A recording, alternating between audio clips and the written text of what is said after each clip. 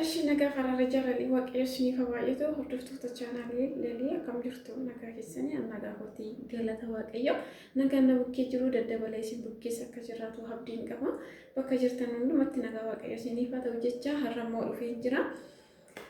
Gaaffii koomentii baay'ee dhiifama innan ture jechuudha. Namoonni hadaraa maaloo naan jettan obboloota hedduutu jirtu jechuudha.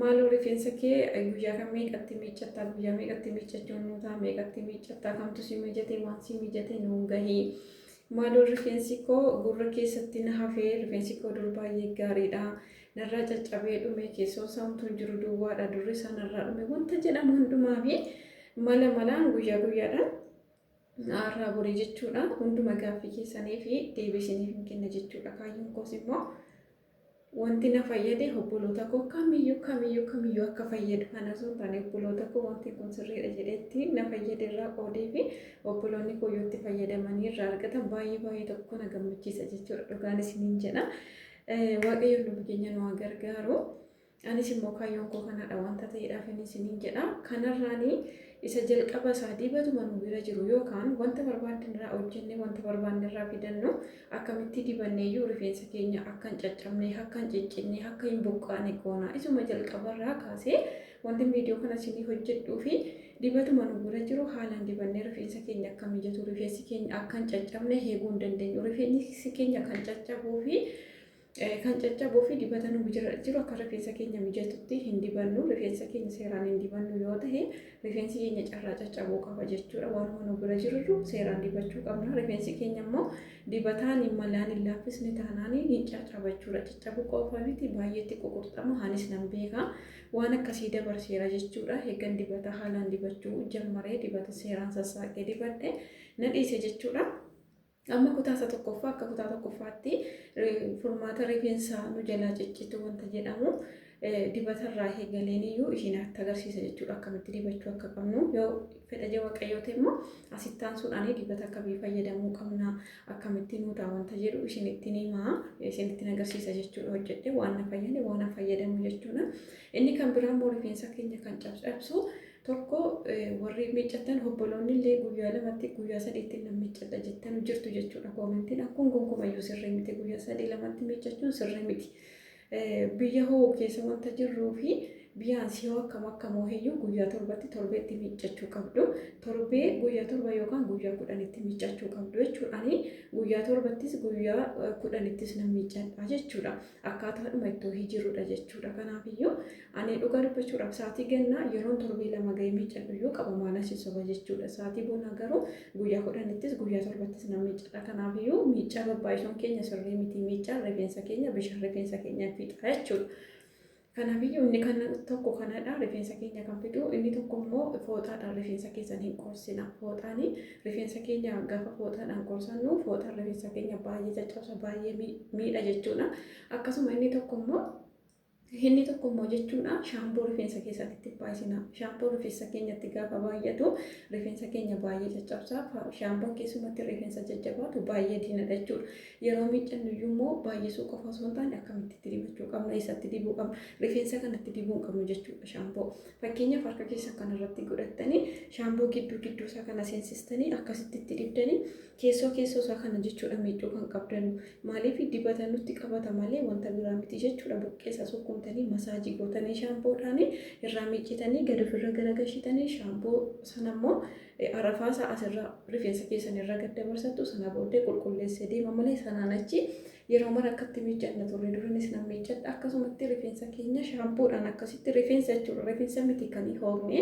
masaajii goonee miiccuu qabna buqqeessa bichaatti shaamboo naqanneeyyuu miiccuu qabna malee rifeensa keenya shaampoon akkasitti sukkuumuu hin qabnu inni kunillee rifeensa keenya caccabsa haala kana yoo miiccattanillee baay'ee gaariidha isiniin jedha amma kallattiidhaan akkaataatti dibata dibannu hamma danda'ame isinitti himaan deeman isiniin jedha boriitu immoo wanta ni hojjetadhe fayyadamu isinitti argisiisa garuu rifeensa keenya akka inni hin caccabne akka inni nu jalaa hin ciccinne akka inni nu jalaa hin qurxamne dibata akkamitti dibannee rifeensa keenya laaffifanne rifeensa keenya wanta kanarraa baraaruu dandeenya jechuu wanta jedhamu na dibadheen isinitti agarsiisa jechuudha akkaataan itti dibadhu jalqabuma isaa dibannaa keenya sirreessuu qabna dhuga dibatuma isin bira jiru waan barbaadan dibadha waan barbaadan fayyadama Garuu akkaataa dibannaa sanaa sirrachuu qaba jechuudha. Akkaataan dibannaa keenya sirrii miti yoo ta'e rifeensi keenya wal qixxaachuu hin danda'u. Gachalli isaa, durri isaa, boonni isaa hundumtiyyuu garaagaraa jechuudha. Kan koos akkas ture.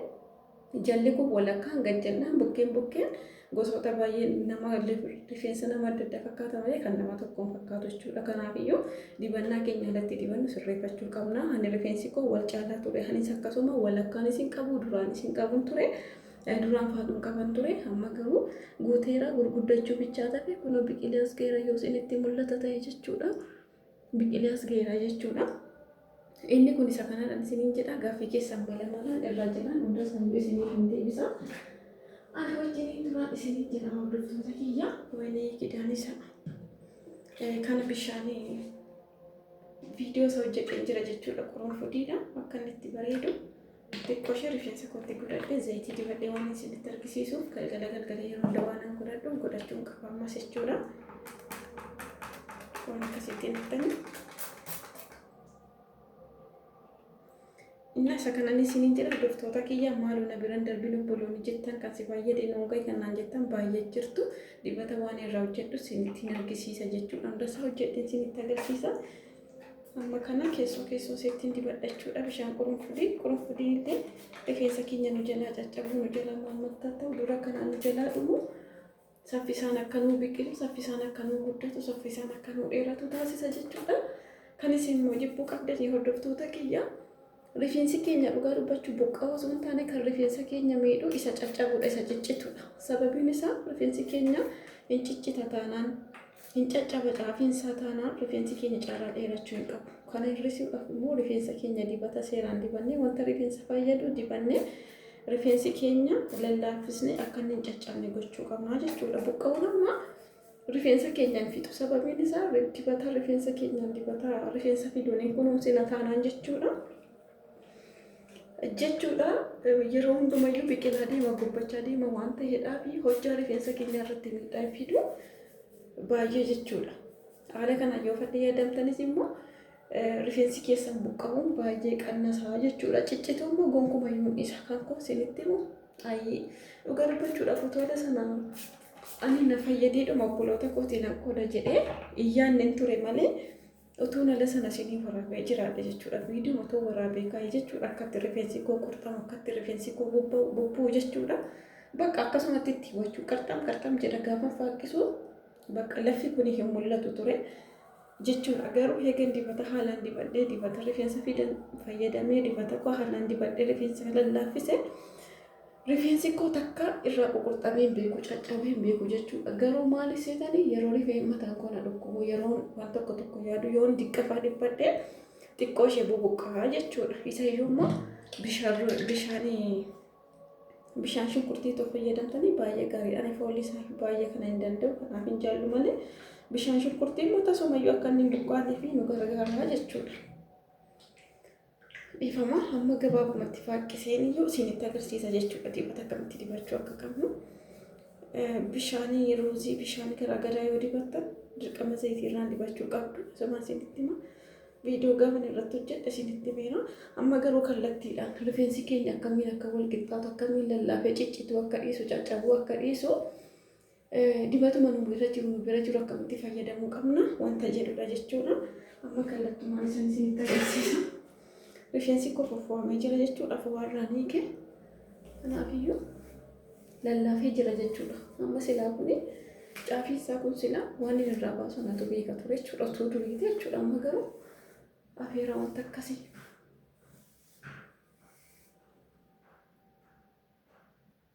Ifama viidiyoo isinitti dheeressu jedheen adda kute jechuudha. Asumaan obboloonni baay'ee waa'ee vaanziliinii natti dubbattanii turtanii yeroo waa'ee vaanziliinii dibachaa jiru sana waan baay'ee dubbadheen akkamitti dibachuu akka qabnu hundasaa dubbadheen darbe jechuudha. Ani faayidaan irraa argadhe tarii wanti na mijate dirqama siin mijata jechuu miti amallee rifeensa namaa kamiyyuu garagara akka ta'e asumaan badhaan isiniin jedha. Amma kallattiidhaan rifeensi keenya yeroo hundumaa bakka lamatti saaqachuu qabna. Hordoftoota koo obboloonni koo keessumatti gaaffii na gaafattanii bakka lamatti rifeensa keessan saaqachuu qabdu. Bakka lamatti rifeensa keenya saaqachuu qabna jechuudha. Saaqannee booddee gara dibataatti seenna. Rifeensuma gara lamatti gaafa qoqqoodne akkatti saannu rifeensa keenya dibannaadhaan nu mijataa, wanta hundumaan nu mijataa. Rifeensi keenya akkaataa itti wal qixxaatu nu taasisaa jechuudha yeroo hundumayyuu.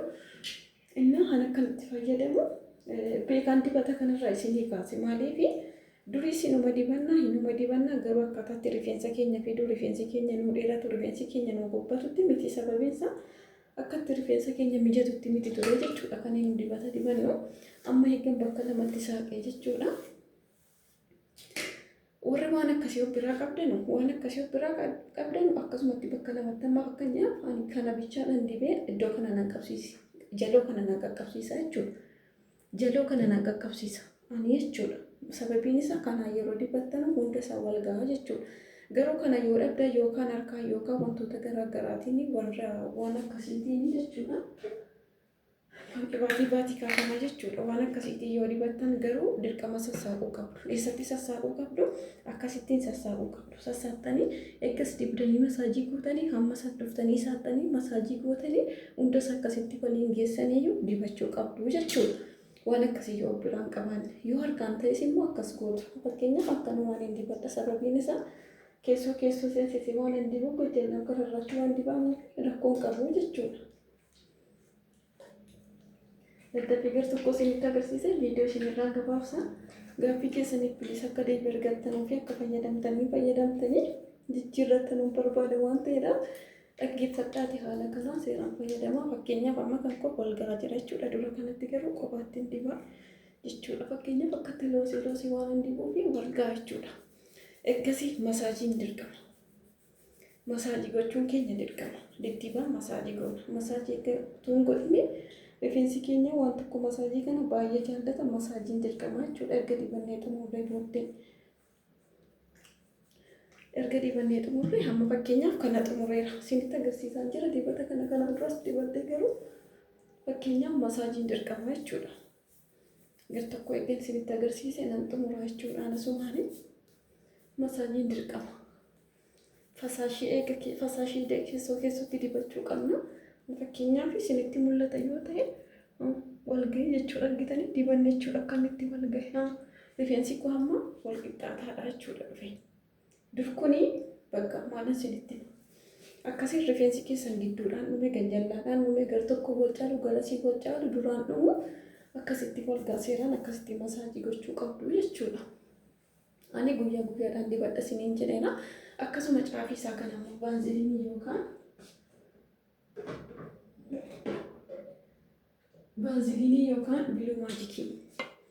biluu maajikii kana yookaan baanzilinii dibachuu qabdu. Rifeensa keessan kana jechuudha. Yookaan biraa qabaattan kana yoo baanzilinii biraa qabaattan baanzilinii yoo kana dhabdan ciqaa qibaatii waan biraa qabdan jechuudha. Haala kanaan fayyadamuu qabdu. Argitanii amma kun yoo akkam ta'e hin ciccitu jechuudha. Argitanii waan inni fakkaatu. Haala kana fayyadamuu qabdu. Yeroo akkasitti fayyadamtan rifeensi keessan ni laafaa jechuudha. Caafiinsa akkasitti gaafa laafu rifeensi keessan hin qurxamu, hin caccabu. Haala kanaan dibattu, haala kanaan masaajii gootu, haala kanaan xumurtu jechuudha. Argitanii waan inni fakkaatu. Haala kanaan galgala yeroo hundumayyuu osoo hin salachaa'in haala kanaan dibachuu qabdu jechuudha. Amma gaafa miiccattanootti rifeensa keessan akkas gootu sana booddee quxuxurii bakka furitti dhawaattaniiyyuu gidduu isaatti dibata haala kanaan dibdanii kuntu rifeensi keessan caarraa laafuu qaba jechuudha. Rifeensi keessan akka ciccinne baay'ee tokko hittisaa rifeensi keenya kan ciccitu kan qurxamuu fi dibata haalaan dibachuu qabna. Waanuma isin bira jiru ammanatti waan of bira argattan rifeensuma keessan kan fayyadamtan haala kanaan seeraan fayyadamaa jechuudha. Viidiyoo kana isinii waraabee yoo fedha waaqayyoo ta'e immoo viidiyoo itti aanutti maalirraa hojjedhee wanta fayyadamu wanta na fayyade hojjaa irrattis akka inni ciccinneefis fuulduraan dhumeefis furmataan isaa qoranfodii kana hojjedheen ture. Akkamitti danfisnee akka fayyadamnus jechuudha. Viidiyoo ilaaluu dandeessu. Kanaafiyyuu gaaffii keessan tokkoon isiniif hin deebisa. Har'a viidiyoo isinitti hin dheeressu haala kana fayyadamaa yoo isinii danda'ame isiniin jedha. Bakka jirtanutti nagaa ta'a nageenyi waaqayyoo hunduma keessanii fayyaan isaa bakka jirtanutti isiniif baay'atu. Hamma yoonatti waan waliin turtaniif guddaa galatamaa ulfaadhaan isiniin jedha. Kanaafiyyuu gaaffii keessaniif immoo malamaan deebisa hammanatti maaloon isiniin jedha dhugaa fayyadamaa haala kanaan jechuudha. Dibatuma isin bira jiru seeraan fayyadamaa dibadhaan isiniin jedha. Sana booddee viidiyoo isinitti dheeratan malee quxuxurii nan godhan ture nan fu'as ture garuu viidiyoo isinitti dheeresuu hin barbaadu. Har'aaf nu gaha. Kutaa lammaffaa immoo kanumatti itti aansina chaalenjii waa'ee rifeensaa jechuudha. Turtii gaarii na qabadhaa nagaa ta'a. Baay'ee baay'ee.